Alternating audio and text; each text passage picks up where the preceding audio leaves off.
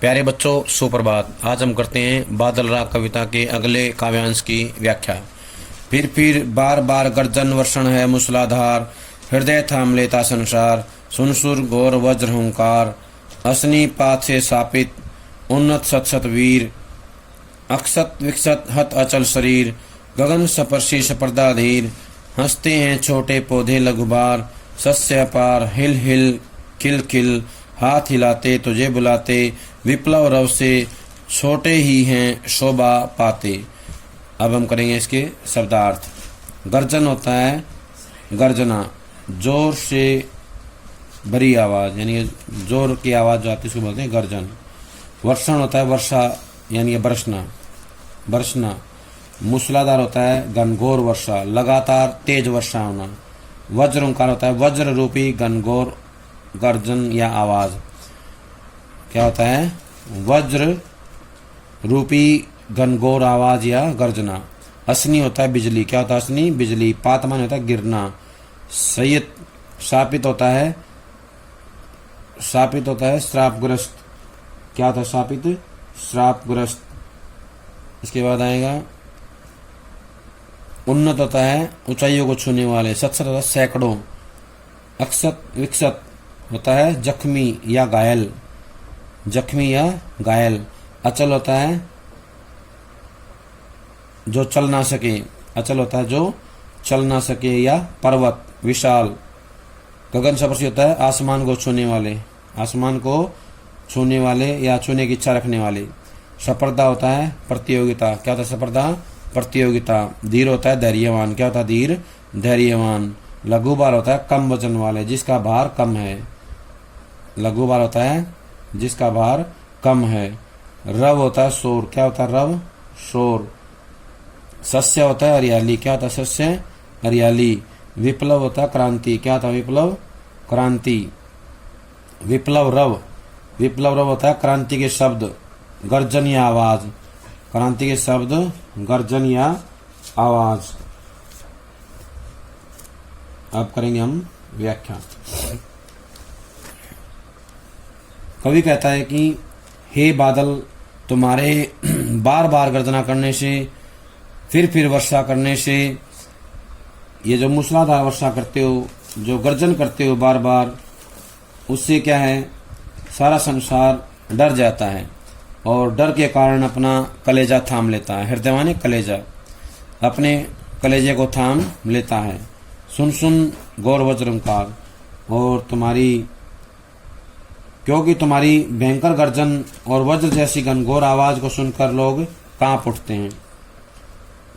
लोग जो है तुम्हारी वज्र जैसी घनघोर आवाज को सुन करके कांप उठते हैं। कवि ये बताना चाहता है कि जो बादल हैं उनकी जो गर्जना है और जो मूसलाधार वर्षा है, बादल जब बार बार गरजते हैं, एक बार नहीं, दो बार, तीन बार, चार बार, लगातार गरजते रहते हैं और मूसलाधार वर्षा करते रहते हैं।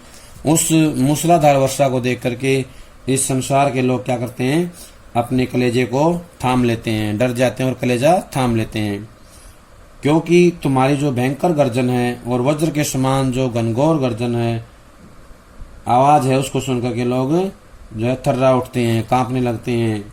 उसी को तुम्हारी विनाश लीला, सभी को तुम्हारी विनाश लीला का डर लगा रहता है, यानी सब कुछ नष्ट ना हो जाए, तबाह ना हो जाए, डरते हैं सभी तुम्हारी विनाश लीला का जो भय है उससे भयभीत रहते हैं। विनाश लीला होती है सब कुछ तहस नहस कर देने वाली लीला, उससे सब कहें डरते हैं, भयभीत हैं। कहने का आशय ये है कि क्रांति का शवर सुनकर लोग आतंकित हो उठते हैं, भयभीत हो उठते हैं। कवि पुनः कहता है कि बादलों के भयंकर वज्रपात से उन्नति की चोटी पर पहुंचे सैकड़ों वीर योद्धा, उन्नति की चोटी पर पहुंचे सैकड़ों वीर योद्धा जो हैं, अर्थात पूंजीपति भी पराजित होकर धूल चाटने लगते हैं, यानी कि वो भी जो है नीचे गिर जाते हैं। आकाश को छूने की होड़ लगाने वाले ऊंचे ऊंचे स्थिर पर्वत भी बादलों के भयंकर वज्रपात से घायल होकर खंड खंड हो जाते हैं। क्या हो जाते हैं? अक्षत विक्षत हो जाते हैं, खंड खंड हो जाते हैं। जिसके हौसले पर्वत जैसे मजबूत होते हैं वे लोग भी जो है क्या हो जाते हैं? घायल हो जाते हैं, अस्थिर हो जाते हैं, उनके चलने योग्य नहीं बचते हैं। कहने का आशय है कि जो पर्वत अपनी ऊंचाई के द्वारा आकाश से स्पर्धा करते हैं वे भी बादलों की बिजली गिरने से टुकड़े टुकड़े होकर नष्ट हो जाते हैं, यानी खंड खंड होकर के नष्ट हो जाते हैं। जो लोग जितने ऊंचे होते हैं, जितनी ऊंचाई पर होते हैं, उन्हें जो है उतना ही ज्यादा विनाश का शिकार होना पड़ता है, या वे ही ज्यादा विनाश का शिकार बनते हैं। परंतु बादलों की इस विनाश लीला में छोटे छोटे पौधे हंसते हैं। क्या करते हैं? हंसते हैं छोटे पौधे लगवार। जो छोटे पौधे हैं जिनका वजन कम है वो इस विनाश लीला में क्या है? हंसते हैं और मुस्कुराते हैं, क्योंकि विनाश से उन्हें जीवन मिलता है। जब विनाश लीला होती है बादलों की तो उससे क्या होता है? छोटे छोटे पौधों को नया जीवन मिलता है। वे हरे भरे होकर लहलाने लगते हैं। क्या करते हैं? हरे भरे होकर लहलाने लगते हैं। वे छोटे छोटे पौधे खिलखिलाते हुए, अपने हाथ हिलाते हुए, खिलखिलाते हुए, हाथ हिलाते हुए तुम्हें बुला रहे हैं, निमंत्रण देते हैं। तुम्हारे आने से उन्हें नया जीवन मिलेगा। क्या मिलेगा? तुम्हारे आने से उनको नया जीवन मिलेगा। हे बादल, क्रांति के विनाश से हमेशा छोटे तथा गरीब लोगों को ही लाभ होता है।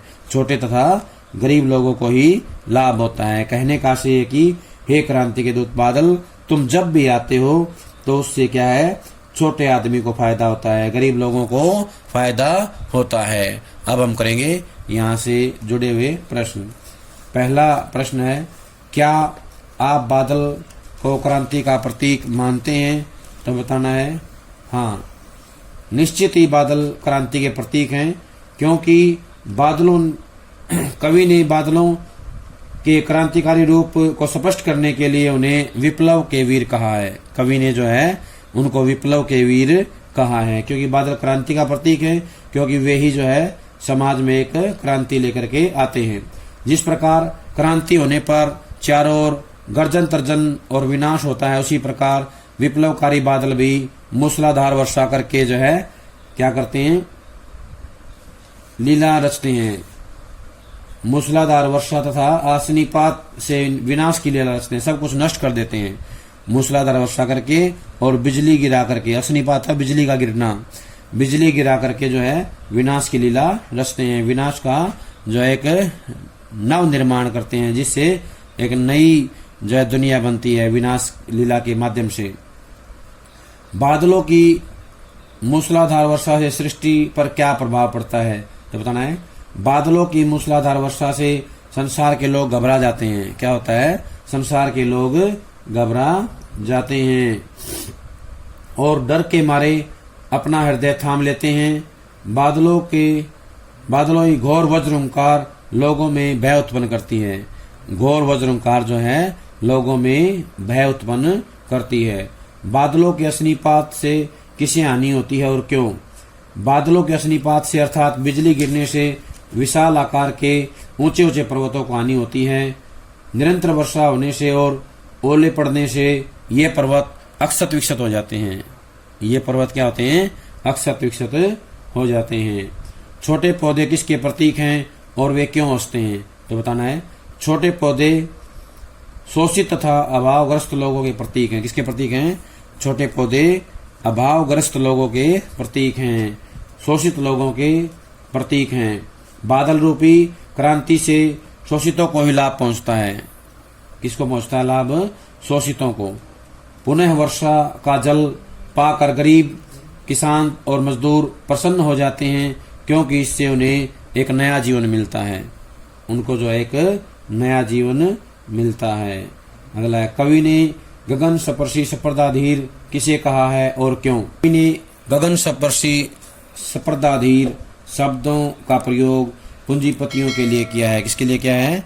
गगन स्पर्शी स्पर्धाधीर पूंजीपतियों के लिए किया गया है। पूंजीपति लोगों के लिए कवि ने इसका इस्तेमाल किया है, क्योंकि वे अपने धन वैभव के कारण समाज में ऊंचा स्थान पा चुके हैं। समाज में ऊंचा स्थान पा चुके हैं। उनके ऊंचे ऊंचे भवन आकाश को स्पर्श करने की होड़ लगा रहे हैं। ऊंचे ऊंचे भवन क्या कर रहे हैं? आकाश को जो है स्पर्श करने की होड़ लगा रहे हैं। धन वैभव को लेकर उनमें होड़ मची हुई है। धन वैभव को लेकर उनमें होड़ मची हुई है। आगे प्रश्न है, संसार भयभीत क्यों हो रहा है? संसार भयभीत क्यों हो रहा है? संसार क्रांति रूपी बादलों की वज्र रूपी ओंकार को सुनकर भयभीत हो रहा है।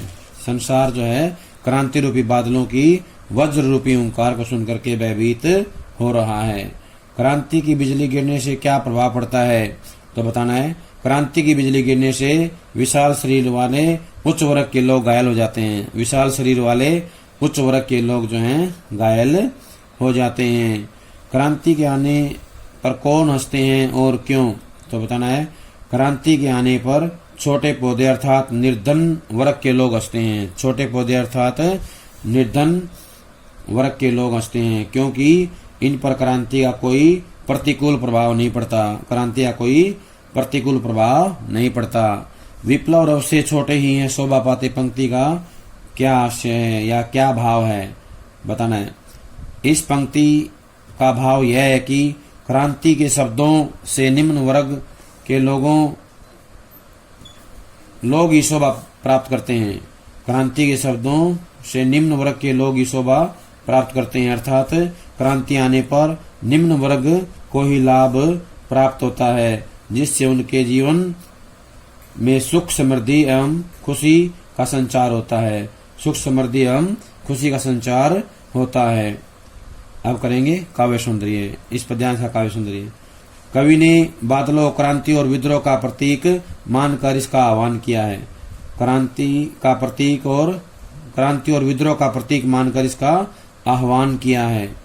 क्रांति का सदा अधिक लाभ निम्न वर्ग को ही होता है। ज्यादा लाभ किसको होता है? निम्न वर्ग को। ओज गुण या ओजपूर्ण भाषा प्रयोग किया गया है। संस्कृत की तत्सम शब्दावली का प्रचुर प्रयोग है। प्रतीकात्मक शैली का प्रयोग किया गया है।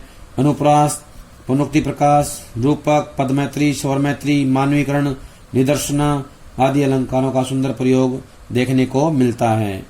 इस काव्यांश में अनुप्रास, पुनोक्ति प्रकाश, रूपक, पदमैत्री, स्वरमैत्री, मानवीकरण, निदर्शना आदि अलंकारों का प्रयोग देखने को मिलता है। हृदय थाम लेना मुहावरे का सटीक प्रयोग किया गया है। हृदय थाम लेना मुहावरे का सटीक प्रयोग किया गया है। लक्षणा शब्द शक्ति का इस्तेमाल किया गया है। ओज गुण विद्यमान है और वीर रस का प्रयोग किया गया है। अगले काव्यांश की हम जो है व्याख्या करेंगे। अगला काव्यांश है, अट्टालिका नहीं है रे आतंक भवन, सदा पंख पर ही होता जल विप्लव प्लावन, शुद्र प्रफुल्ल जलज से सदा छलकता नीर, रोग शोक में भी हंसता है शैशव का सुकुमार शरीर। अट्टालिका होता है ऊंचे ऊंचे भवन। क्या होता है? ऊंचे ऊंचे भवन या महल। आतंक भवन होता है भय का निवास। क्या होता है? भय का निवास। पंख होता है कीचड़। क्या होता है? पंख कीचड़। जल विप्लव प्लावन। जल विप्लव प्लावन, विप्लव होता है क्रांति, प्लावन होता है बाढ़। क्रांति बाढ़। जल माने पानी। शुद्र होता है तुच्छ, छोटा। शुद्र होता है तुच्छ या छोटा। कोष होता है खजाना। कोष क्या होता है? खजाना। अंगना होता है, कोष होता है खजाना। शुद्र होता है तुच्छ, प्रफुल्ल होता है खिले हुए, जलज होता है कमल। क्या होता है? जलज कमल। नीर होता है पानी।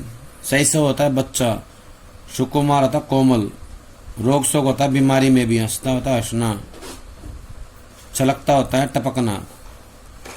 तो इसकी व्याख्या देखें।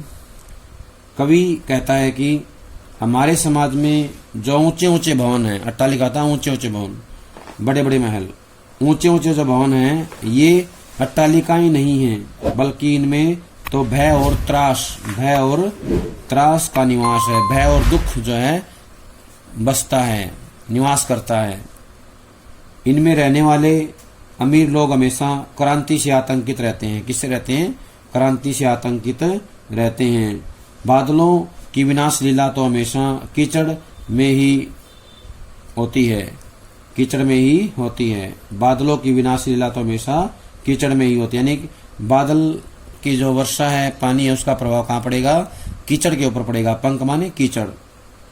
उसी में बाढ़ और विनाश के दृश्य देखे जा सकते हैं। बाढ़ और विनाश के दृश्य देखे जा सकते हैं। कवि के कहने का भाव यह है कि समाज के गरीब और शोषित लोग ही क्रांति करते हैं। गरीब और शोषित लोग ही क्रांति करते हैं। गरीब लोगों को क्रांति से कोई फर्क नहीं पड़ता। गरीब लोगों को क्रांति से कोई फर्क नहीं पड़ता है, लेकिन अमीर लोग क्रांति से डरे रहते हैं। अमीर लोग क्रांति से डरे रहते हैं या क्रांति के भय से डरे रहते हैं। अमीर लोगों को जो क्रांति से भय लगता है वे हमेशा डरते रहते हैं। कवि कहता है कि जो क्रांति है वो समाज में परिवर्तन लेके आती है। कवि कहता है कि जैसे पानी खिले हुए छोटे छोटे कमलों से हमेशा टपकता रहता है, बूंदों के रूप में गिरता रहता है। खिले हुए छोटे छोटे कमलों से हमेशा पानी गिरता रहता है, ठीक वैसे ही गरीब आदमी की आंखों से आंसू गिरते रहते हैं। गरीब आदमी की आंखों से आंसू गिरते रहते हैं, पानी टपकता रहता है। यही कमल पूंजीपतियों के प्रतीक हैं। ये जो कमल हैं पूंजीपतियों के प्रतीक हैं, जो विप्लव से हमेशा डरे रहते हैं। विप्लव से हमेशा डरे रहते हैं, परंतु समाज का गरीब वर्ग सुकुमार बच्चों के समान है। समाज का गरीब वर्ग सुकुमार बच्चों के समान है, जो रोग और शोक में भी हंसता रहता है, हमेशा मुस्कुराता रहता है। अतः क्रांति होने से उन्हें आनंद की प्राप्ति होती है। कवि के कहने का आशय यह है कि खिले हुए छोटे छोटे कमलों से हमेशा पानी रूपी आंसू टपकते रहते हैं। हमेशा पानी रूपी आंसू टपकते रहते हैं। यहाँ कमल का प्रतीक जो है, कमल जो है पूंजीपतियों का प्रतीक है, जो विप्लव से हमेशा डरे रहते हैं, परंतु समाज के गरीब वर्ग जो है छोटे कोमल बच्चों के समान है, जो बीमारी में भी हमेशा मुस्कुराते रहते हैं, हंसते रहते हैं। क्रांति का आनंद या क्रांति जो है आम आदमी को, छोटे आदमी को आनंद प्रदान करती है, क्योंकि उसको जो है क्रांति के बाद जो है फायदा पहुंचने वाला है। क्योंकि जो क्रांति आती है तो समाज में छोटे व्यक्ति को, आम आदमी को जो है फायदा पहुंचता है। अब हम करेंगे इस काव्यांश के प्रश्न। अट्टालिका नहीं रे, अट्टालिका नहीं है रे आतंक भवन का आशय क्या है, तो बताना है। यहाँ कवि स्पष्ट करता है कि बड़े बड़े पूंजीपतियों के भवन अट्टालिकाएं नहीं हैं। पूंजीपतियों के भवन अट्टालिकाएं नहीं हैं, बल्कि वे तो आतंक भवन हैं। क्या है ये? आतंक के भवन हैं। अर्थात क्रांति का नाम सुनते ही वे डर के मारे कांपने लगते हैं। क्रांति का नाम सुनते ही वे डर के मारे कांपने लगते हैं। महलों में रहते हुए भी वे घबराए रहते हैं। महलों में रहते हुए भी घबराए रहते हैं। पंख और अट्टालिका किसके प्रतीक हैं, तो बताना है। पंख समाज के शोषित व्यक्ति का प्रतीक है। पंख जो है समाज के शोषित व्यक्ति का प्रतीक है, और अट्टालिका शोषक पूंजीपतियों का प्रतीक है। अट्टालिका जो है शोषक पूंजीपतियों का प्रतीक है। रोग शोक में भी कौन हंसता रहता है और क्यों, तो बताना है। समाज का निम्न वर्ग रूपी सुकुमार शिशु ही हमेशा रोग शोक में हंसता रहता है, क्योंकि वह संघर्षशील और जुझारू होता है। संघर्षशील और जुझारू होता है। क्रांति होने से ही उसे लाभ पहुंचने की संभावना होती है। क्रांति होने से उसे लाभ पहुंचने की संभावना होती है। शुद्र प्रफुल्ल जल से सदा सकता नीर का भावार्थ क्या है, तो बताना है। जब वर्षा रूपी क्रांति होती है तो जल में उत्पन्न कमल रोते हैं और आंसू बहाते हैं। जब वर्षा रूपी क्रांति होती है तो जल में उत्पन्न होने वाले जो कमल हैं रोते हैं और आंसू बहाते हैं।